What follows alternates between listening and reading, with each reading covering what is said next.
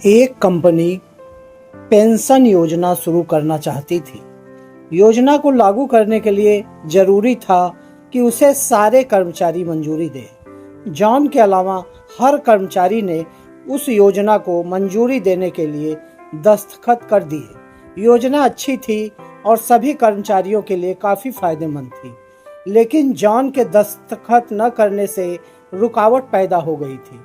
John के supervisor और साथी कर्मचारियों ने उसे दस्तखत करने के लिए मनाने की काफी कोशिश की, पर असफल रहे। आखिरकार कंपनी के मालिक ने जॉन को अपने दफ्तर बुलाकर कहा, जॉन, यहाँ पेन रखी है और साथ में पेंशन योजना के ये कागजात रखे हुए हैं, जिसमें शामिल होने के लिए तुम्हें दस्तखत करना है।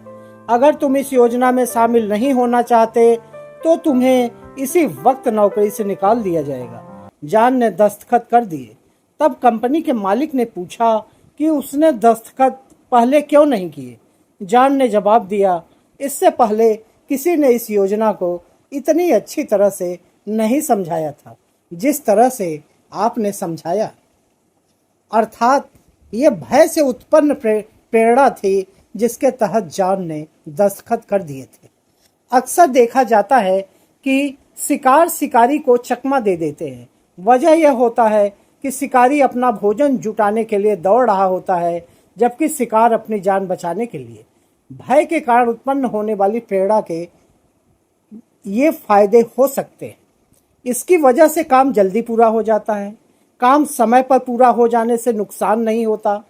थोड़े समय के लिए इंसान की काम करने की शक्ति बढ़ जाती है। हम इतिहास में पढ़ते हैं कि पिरामिडों को गुलामों ने बनाया था। उनकी लगातार निगरानी की जाती थी और काम न करने पर सजा दी जाती थी।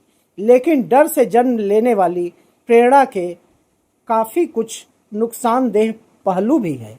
जैसे यह बाहर से दी जाने वाली प्रेरणा होती है। इसका मतलब यह है कि प्रेरणा तभी तक रहती है जब तक प्रेरणा देने वाला वहां मौजूद रहता है। प्रेरणा देने वालों के हटते ही प्रेरणा भी समाप्त हो जाती है। यह भय से उत्पन्न प्रेरणा तनाव पैदा करती है। इससे सीमित काम होता है और शेष काम हमेशा बचा रहता है, और लोगों के काम करने की शक्ति भी इससे घट जाती है। भय से उत्पन्न प्रेरणा रचनात्मकता को भी खत्म कर देती है। लोग डंडे के डर से काम करने के आदी हो जाते हैं और उनसे काम करवाते रहने के लिए बड़े फिर और बड़े डंडे की जरूरत होती है। अर्थात भय से उत्पन्न प्रेरणा का सर्वाधिक हानिदायक पहलू है कि ये निरंतरता को समाप्त करती है, रचनात्मकता को समाप्त करती है। डंडे के भय से काम करने के कारण लोग उतना ही काम करते हैं जिससे नौकरी बची रहे। रियल प्रेरणा तो मानवीय प्रेरणा ही होती है, जिसमें मनुष्य को मानव मान के तमाम योजनाएं तैयार की जाती हैं, और वे जो प्रेरणा होती है वही रियल प्रेरणा होती है।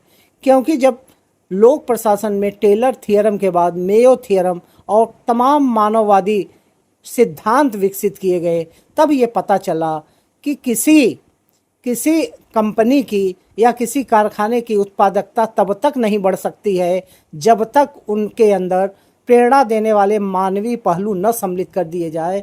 क्योंकि भय से उत्पन्न प्रेरणा, आर्थिक प्रेरणा और अन्य प्रेरणाएं उतना ज़्यादा प्रेरणा नहीं दे सकती है जितना मानवीय पहलू।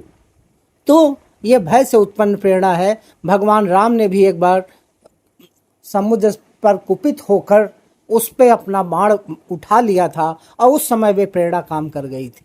तो भय से उत्पन्न प्रेरणा का इस्तेमाल कभी कभी करिए तो जीवन के लिए बहुत अच्छा होगा। हाँ, इसका प्रयोग अपवाद स्वरूप ही किया जाना चाहिए, और जब करिए तो इसके पूरे अच्छे बुरे पहलुओं को ध्यान में रखते हुए करिए, तो ये आपके लिए लाभदायक हो सकता है।